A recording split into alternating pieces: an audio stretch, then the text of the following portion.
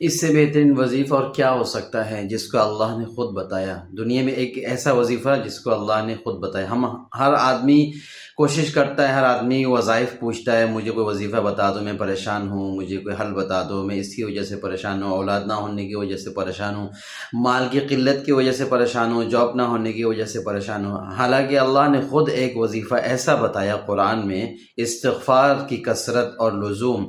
ایک استغفار کی کثرت اور ایک استغفار کا لزوم۔ استغفار کثرت سے کرنا اور استغفار لازمی طور پہ کرنا، اور کثرت کا مطلب ہے کہ دن میں 1200 مرتبہ کم از کم جو ہے 1200 مرتبہ اگر استغفار کرے گا، اللہ تعالیٰ اس کے فائدے بتا رہے ہیں، قرآن میں گنوا رہے ہیں، بتا رہے ہیں۔ اگر تم استغفار کرو گے تو تم سے اللہ عذاب کو ٹال دے گا۔ عذاب کے معنی کیا ہے؟ مال کا نہ ہونا، اولاد کا نہ ہونا، اولاد کا نافرمان ہو جانا، مہنگائی ہو جانا، پریشانی، اور اس طرح کی پریشانی، اس طرح کی پریشانی، یہ پریشانی، وہ پریشانی، ان تمام چیزوں کا مطلب ایک ہی ہے، اللہ کی طرف سے عذاب۔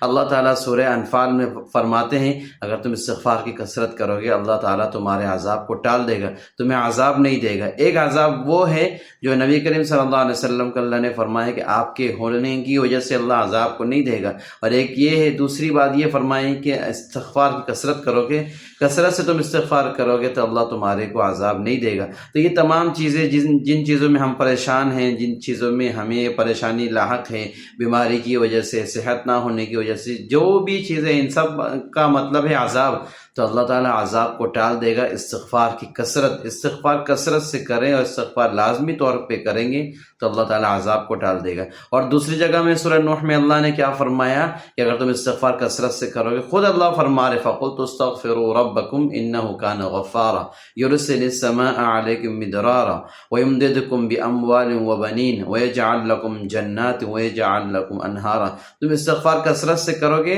تمہارے مال کو اللہ بڑھا دے گا، تم استغفار کثرت سے کرو گے تمہارے اولاد کو اللہ بڑھا دے گا۔ اگر تمہارے پاس اولاد نہ ہونے کی وجہ سے تم پریشان ہو، اللہ تعالیٰ تمہارے اولاد میں اضافہ کر دے گا۔ اگر اولاد ہے ان کو فرما بردار کر دے گا۔ مال کی قلت کی وجہ سے پریشان ہو، استغفار کثرت سے کرو، خود اللہ فرما رہے ہیں اگر ہم استغفار کر رہے ہیں اور ہمارا مال نہیں بڑھ رہا تو اس کا مطلب یہ ہے کہ ہمیں استغفار کرنے میں ہمارے اندر کمی ہے، ہمارے اندر کمی ہے، ہم صحیح طریقے سے استغفار نہیں کر رہے، اس لیے کہ اللہ کی بات تو جھوٹی نہیں ہو سکتی، اللہ کی بات تو سچی ہے۔ ہم استغفار کثرت سے کریں گے، مال کو بھی بڑھائے گا، اولاد کو بھی بڑھائے گا، باغات کو بھی بڑھائے گا، آسمان سے بارش کو بھی کرے گا۔ اور سورہ ہود میں کیا فرمایا؟ اگر تم استغفار کرو گے تمہاری طاقت کو مزید بڑھا دے گا۔ اگر تم بیماری کی وجہ سے پریشان ہو، ضعف کی وجہ سے پریشان ہو تو تمہارے اللہ مال کو بڑھا دے گا اگر تم کثرت سے استغفار کرو گے۔ اس سے بڑی اور کیا فضیلت ہے؟ تمام چیزوں کو اللہ دور کر دے گا صرف استغفار کرنے کی وجہ سے۔ اگر ہم استغفار کثرت سے کریں گے اللہ تعالیٰ تمام فوائد سے ہمیں نوازے گا۔